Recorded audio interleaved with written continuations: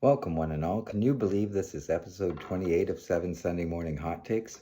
I thought perhaps this week I would run out of things to say, but instead I'd probably have too much to say. I'm the dispatcher, and on we go. Hot take number 1.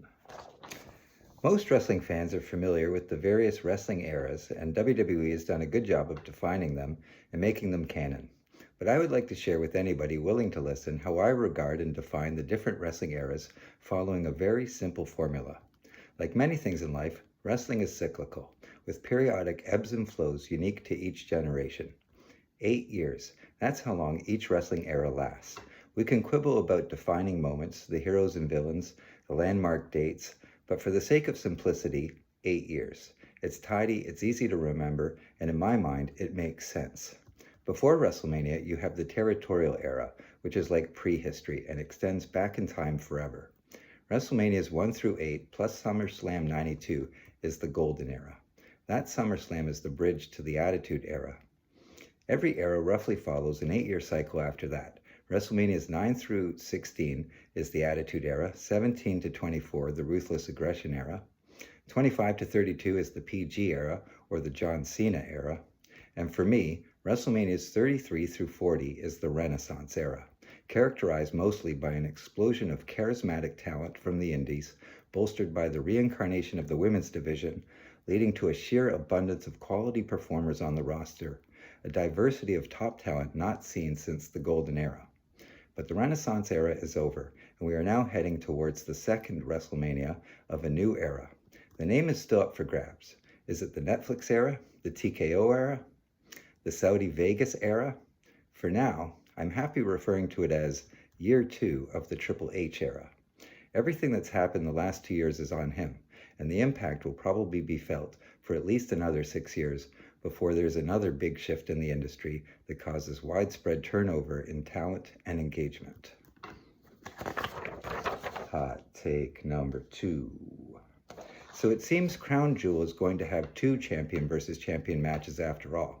I was near certain that the Crown Jewel titles were exclusive to Saudi Arabia shows, but I guess they'll be flown to Perth under heavy guard in a solid gold jet. I'm a little disappointed because I can't get too excited about a match that ultimately has no real stakes, yet features the most significant players in the company. Cody versus Rollins number 4 should be another great match, and the history between these two makes for some fine long arc storytelling, but it also feels kind of wedged in there. And like Cody still has unfinished business with Drew McIntyre, and Rollins still has a date with Destiny with both CM Punk and eventually Roman. Hot take number 3. Just as Paul Heyman was going to address the Brock Lesnar situation, Cody interrupts him, demanding to know who the Oracle, the wise man, the advocate, is loyal to. It's a silly concept to ponder. Heyman is all those things and anything else he wants to be. Heyman's loyalty is to success, and if you want Heyman's loyalty, you need to be successful. And if you want to be successful, your odds greatly improve in that regard if your loyalty is to Heyman. It's pretty clear, Heyman's loyalty is to winning. As for Brock Lesnar, his relationship with Heyman seems to be informal at the moment, with Heyman doing his classic Brock Lesnar introduction, but otherwise he had zero involvement in the Cena match, and I'm not even sure if he was put out there for the whole thing. Are we going to see Brock versus Cena again? I'd like to see Brock versus CM Punk. I don't need to see Brock versus Cody again, and same goes for Drew, Seth, and Roman. Whenever Gunther comes back, that's the right opponent for Brock. Hot take number 4. But wouldn't it be great if Kofi could get a shock win back, even if it was just an angle that led to the Beast obliterating Grayson Waller? Here's how the Dispatcher would book that.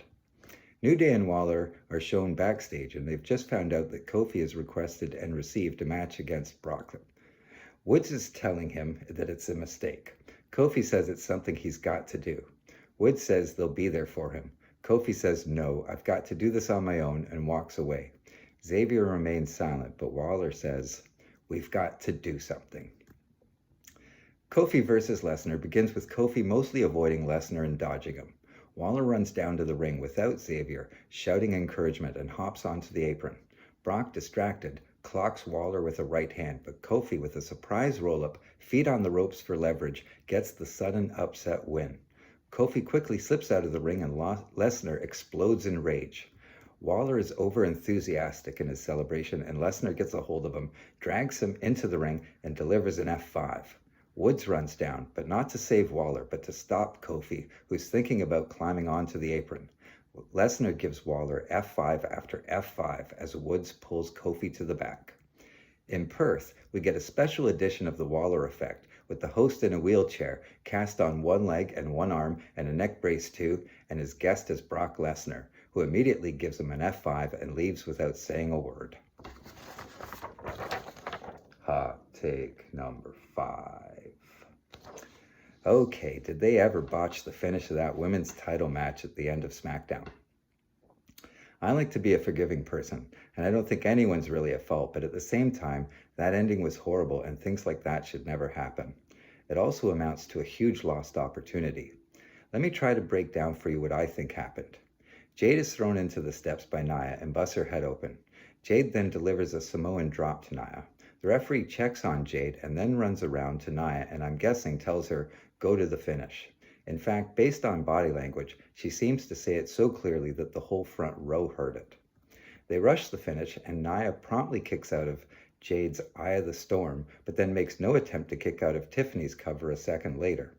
But the same referee who told her, go to the finish or do the finish, doesn't count the 3. Nia turns her head, says something to the ref, and then lifts her shoulder. In fairness to Nia, she doesn't know the severity of Jade's injury and is following the referee's instructions to expedite the finish of the match. It's really unfortunate, but there's no way around it either. That was horrible and impossible to gracefully recover from. Hot take number 6. It's such a missed opportunity, too. I wasn't that surprised that Tiffany got the win and the spot against Vakura for the Crown Jewel title in Perth. But let's imagine, hypothetically, that things had been booked with a different outcome and everything after the steel steps unfolds with a different result. Nia Jax throws Jade into the steps, busting her open. Jade fights back, Samoan drop to Nia onto the steps. An enraged and bloody-faced Jade screams at the camera, "This is my time!" Jump to a new universe, where Jade finds Tiffany, hits Jaded for a second time, and wins her first WWE Singles Championship. With blood pouring down her face and bulldozing her way to the title, Jade would have looked like an absolute destroyer. Instead, the match goes to Botch City and ends with a clunk. In the alternate universe, we're all talking about how incredible Jade looked last night. If Jade had won that match, they'd be replaying that clip of her bloody face, shouting into the camera, screaming, "My time," over and over and over. And the hype for Jade versus Stephanie Vacour would have been scorching hot right out of the gate. Hot take number 7. I'm going to try something new for the last hot take. A rapid-fire succession of quick thoughts and curiosities. Not worth a hot take on their own, but maybe all scrambled up together it's an omelet that you can sink your teeth into. Looks like we'll get Rhea and Io versus Kabuki Warriors in Perth, which on any other occasion is a great match, but in Perth, I really think Rhea should be in the main event, walking out as champion. Meanwhile, Charlotte and Alexa are telling Zarya and Solruka to get in line, and I'm thinking, what line? And if there is a line, it starts behind the Kabuki Warriors, but they're probably going to lose their next match to Io and Rhea. Julia needs to find better opponents than Michin and BFAB, but in all fairness, Friday night's tag match, also involving Kiana James, was pretty decent. JD and McDonough looked great against Rusev, and I'm so confused about who the faces are supposed to be if the Judgment Day disintegrate, because Dom keeps presenting as a coward, and Finn and JD came out looking like heroes against the mighty Rusev. Top seller of the week is Grayson Waller with a crazy bump from a second rope destroyer by Penta. I'm sure people will mention the way Orton eyeballed Cody's title, but did anybody notice the way Cody was eyeballing Orton while he was holding it? Mello and Miz are actually pretty good, and I've been waiting for them to pull the trigger on splitting them up, but at this point they might as well have gone one step further and given them the title match.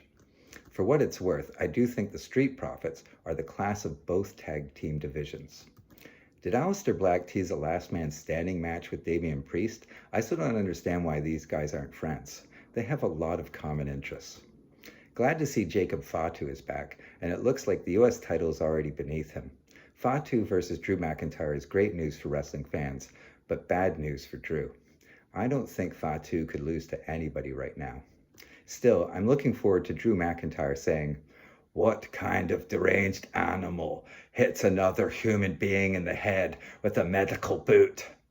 Only a man-child that's all bag, no pipes." Thanks for being here. Next week will be my go-home show for Crown Jewel, so another batch of ill-informed, half-baked predictions are coming your way. I'm the Dispatcher. You're on the top turnbuckle, and every day is Sunset Flip.